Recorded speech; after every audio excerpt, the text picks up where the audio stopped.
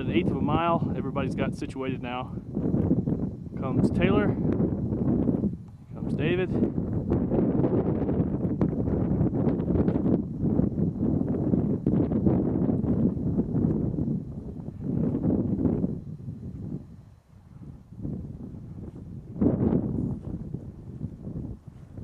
Hey guys. What's going on? Is it good? Doing good.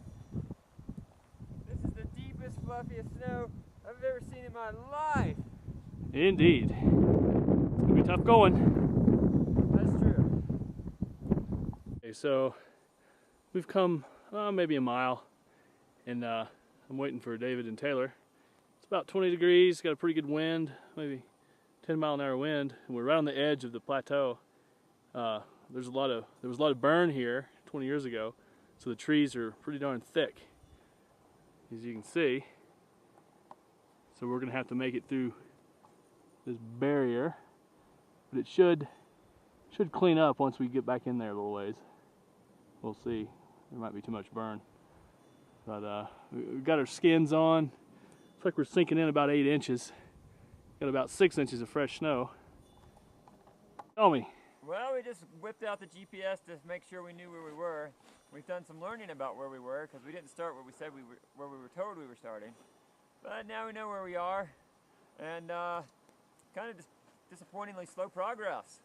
Yeah, it's pretty deep. A lot of heavy snow, a lot of uphill. Just changed out of my jacket into changing on my layers. It was getting a little hot. Jacket was getting wet. It's not good. So Thighs are burning. thighs are burning.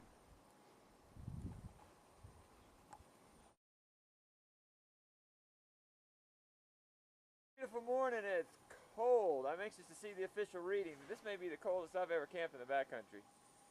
I was hot, man. Yeah, about that much snow last night, I think. This is our stuff covered up here. It's beautiful outside. Look at that. I see lots of blue sky, actually. Well, I saw my footprints. So how'd you fare in your cave there? The snow cave, snow trench was a delight. Yeah, stayed warm. Oh yeah, it was almost hot in there. Did you check the temperature? Did you come No, out? but every time I crawl in with my glasses on, they fog up. And I don't think it got above freezing. I didn't see any snow melt or ice melt. Above freezing? Oh no, I'm sure it didn't get above freezing.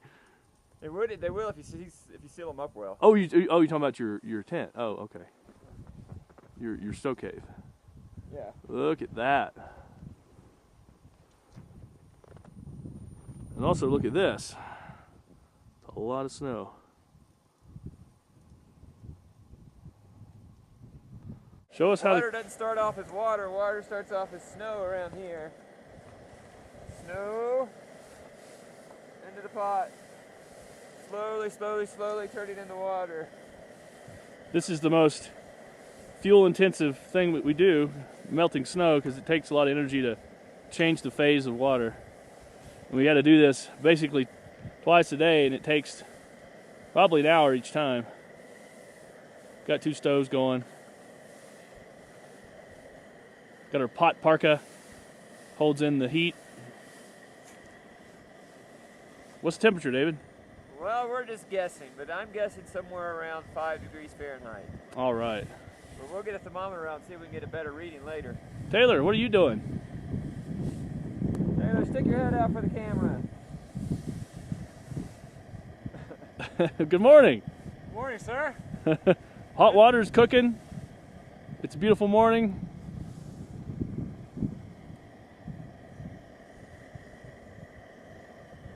Okay, we just started out from camp. It's about 10 o'clock. I believe that's Taylor coming down the trail. You can see his red gaiters.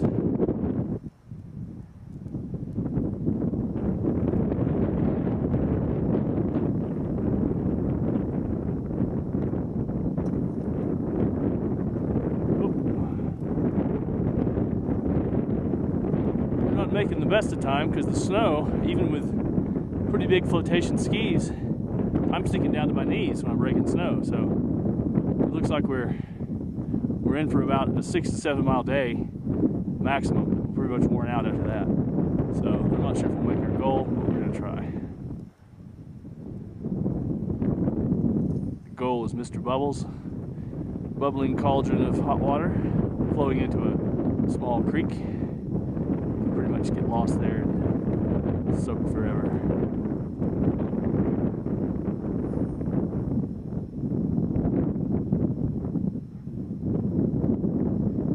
Comes Taylor down the hill.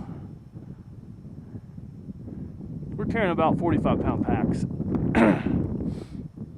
Could have gone lighter with dehydrated food, but we're carrying quite a bit of raw meat.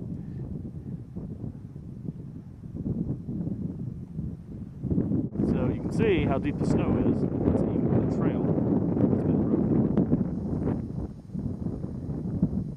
Pretty deep snow. Alright, we got Dave coming down the hill here.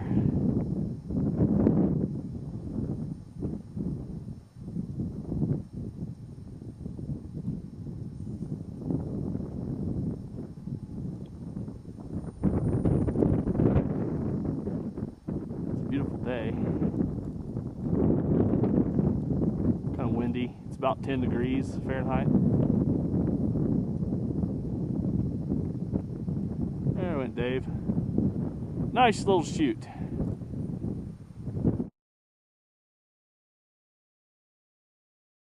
So we're at the Mammoth Hot Springs. I don't know how well you can tell. That water's warm. Everything else is not, including our good friend David Sellers.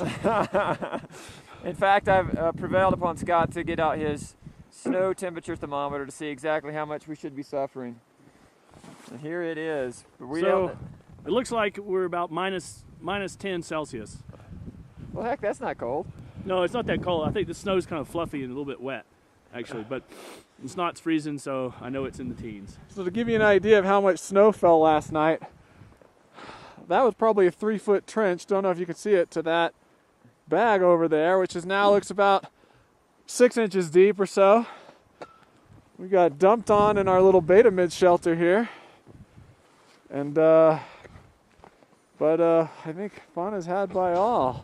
So I think at this point we're going to abandon our main plan. Our main objective was to go to Mr. Bubbles Hot Spring for a soak, but we're not going to make it because we're going about maximum 6 miles a day, which is pretty slow going. And the snow, it basically is up to our knees when we're breaking trail. So, what's our new plan, David? So we're going to turn this trip into kind of a loop on the way back. We came in on the south side of Thirsty Creek, and we're going to break from here at Smoke Jumper Hot Springs and start to climb back up the ridge of the Continental Divide, headed over the north side of Thirsty Creek, which will drop us out right across we'll cross right over at the 3-state junction inside the park. We'll follow on out the Continental Divide, and then we'll be back in the National Forest and snowmobile land, and hopefully some easier skiing there with following some snowmobile tracks and some downhill trend. All right. Conditions are bad. We're actually making our way pretty much on the 270 magnetic heading, getting back towards Thirsty Creek where we get dropped off. So it's slow going. We're talking about, what, 2 hours for about a half mile or a little more. Rough. I don't know if the amount of wind blowing in the snow is coming through, but I'm trying to go to the north of Thirsty Creek. I mean, I'm up to my waist.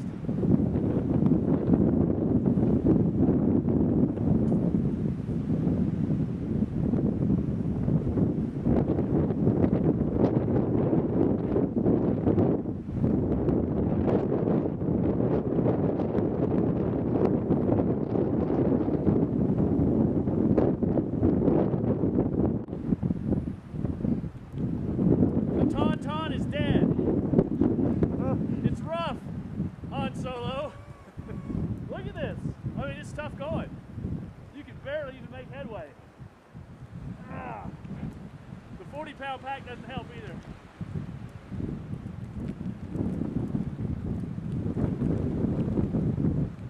Okay. GPS checkup.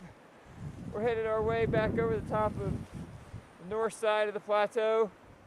We're trying to figure out how far we're going to go tonight. It's around 4:30. 6:30 is dark.